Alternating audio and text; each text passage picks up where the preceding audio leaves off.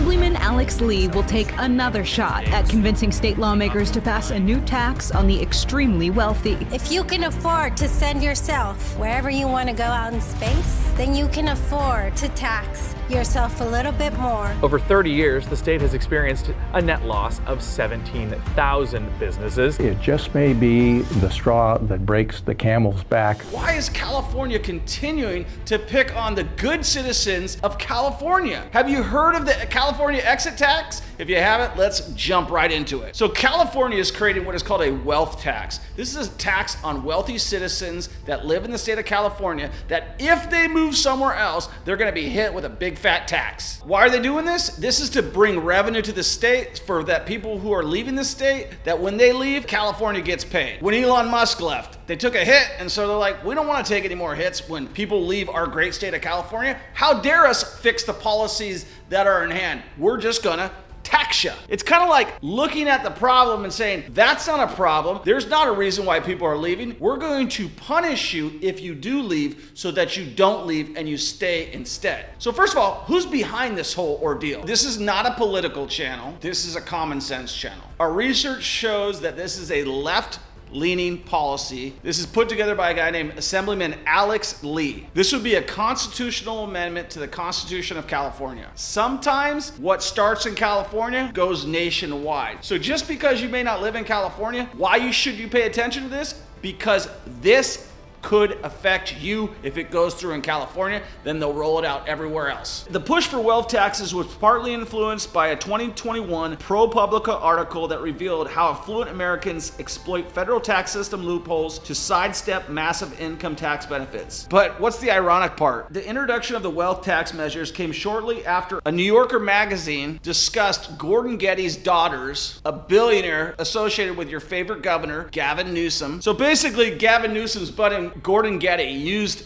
Nevada tax system to avoid paying taxes in California. The proposed tax plan is gonna break down like this. If you've got $1 billion of net worth and assets, you're gonna have an annual tax of 1.5%. That would be eventually extended to people who have $50 million worth of assets, be taxed at 1%. And the tax would apply to all of their global assets, not just the assets in California. And there's hefty penalties if you underpay. So even though California is run by Democrats, they're kind of cautious about rolling this out because they see this as chasing away a few residents, which they should. They're penalizing people for being successful and bringing economies into California. And of course, we just mentioned Gavin Newsom. His vote's gonna be pivotal, so he could roll this thing one way or the other. He's shown concerns about the potential exit tax of wealthy taxpayers, and in the past opposed Proposition 30, which sought to raise taxes on millionaires. So at least we know he's got a head on his shoulders. If the approval goes through the legislature, it would potentially require approval for a constitutional amendment, but that's still uncertain. Given the vast amounts of money involved, it's guaranteed that the opposition is going to fight hard. There are also public proponents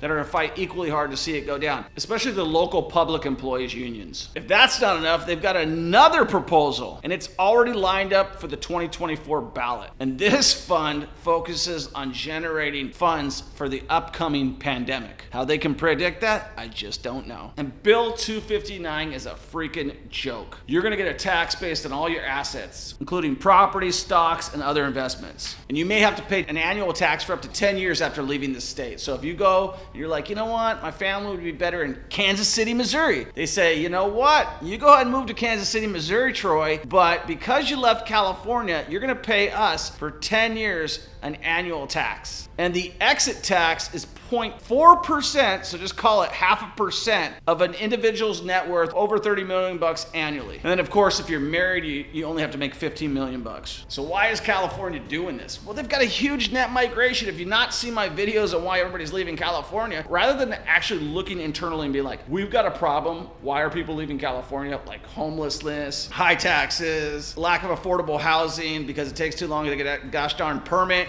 in this hellhole we call California. They said, you know what? Let's do like a punishment for those who have been successful and our residents in general and say, if you leave, you're still gonna pay us, so why not just stay where you already live? And since 2000, 3.5 million people net have left California. That means about 9% of the state's total population has left California. So my question to you in this entire video is, do you think California is making a good decision to tax its citizens? And bear in mind, like, if you're poor, you're thinking, man, these guys are rich, they deserve it, they can afford it, they can pay for it. But then all they gotta do is amend this freaking bill. I did a video on like why you're always gonna be broke. And that's the thing that broke people just don't understand. They think that, like, you know what? Yeah, stick it to them. They got a lot of money. Stick it to the big guys. But the reality is, they stick it to you. Nothing is free. When government employees are running the whole state and unions are running the political system, it means that you're gonna pay a lot of money. And just because it's $15 million for a married couple per person and $30 million for an individual, and then it's $50 million for that, and you're like, oh, that's crazy, I'm never gonna be there. Good luck enforcing that in a jurisdiction. Like, let's just play this whole tape forward. Let's say this tax passes. You're one of these guys and you make $1 billion and you go, you know what? I'm moving to freaking China. Good luck enforcing that law in China. You're not going to be able to. That company's gone, the people are gone, and they've moved to China. We are in a globalist economy right now. So what happens then when Tesla moves to China, or when Apple moves to China, or when Google moves to China? They can't enforce that law. They can't go and get that money. They don't have jurisdiction. So even though it sounds scary and it sounds like this, the reality is that the California exit tax is just a bad freaking idea. And the reason they're doing this is they feel like they've gotten screwed. They feel like the billionaires and the millionaires have screwed California, because what happens sometimes is, like, if you're Tesla, if you're Apple, if you're some of these big companies, you got what is called political clout. So you go to your buddies over there, like Nancy Pelosi and Gavin Newsom, whoever's running it, right? You say, guess what? I'm gonna bring all these jobs in. We need some infrastructure. We need you guys to build traffic lights. We need roads, and you guys are gonna pay for that. And then guess what? You go, I'm leaving, bye. And now California's pissed, and rightfully so. But what they should do is they should make that individual decision based on that individual decision. They should say, you know what? If you want all this and your company decides to lead, then you're gonna have to pay this back. That's called a deal. You're not gonna say like, hey, everybody's gotta pay the price because we cut a bad deal with Tesla, and I'm just using their name a lot because everybody knows it. We cut a bad deal with Google. They're gonna go somewhere else. People are gonna find another place to live. And then what's gonna happen is that they move to another state, and that state does the same thing. Like I said, they're gonna look internationally, and there's other countries that are looking for better places. And thankfully, we are not as good as we think we are. States are always looking to lure good businesses in. It's the climate of taxes, interest rates, and all that thing that affect where you live, where your money goes to. So let me tell you what is happening in the Midwest. My optometrist told me yesterday that where he went to school in Phoenix, Arizona, they have so many optometrists, and probably 6 out of 10 who go to school there stay. And so what happens is you have so many people who are working for so much less in a concentrated, more expensive economy. And he said that there's a shortage of optometrists in Kansas City of about 100, and that he could have a job a million times over here. And I've seen that time and time again in Kansas City when I went to hire employees, is that we just have a shortage of employees. And people get paid good out in Kansas City. I promise you that. In Las Vegas, when I go put an ad up for a job, I've got hundreds of people for like a $20 an hour job. When I put one in Kansas City, it's crickets. People get paid in Kansas City, in the Midwest,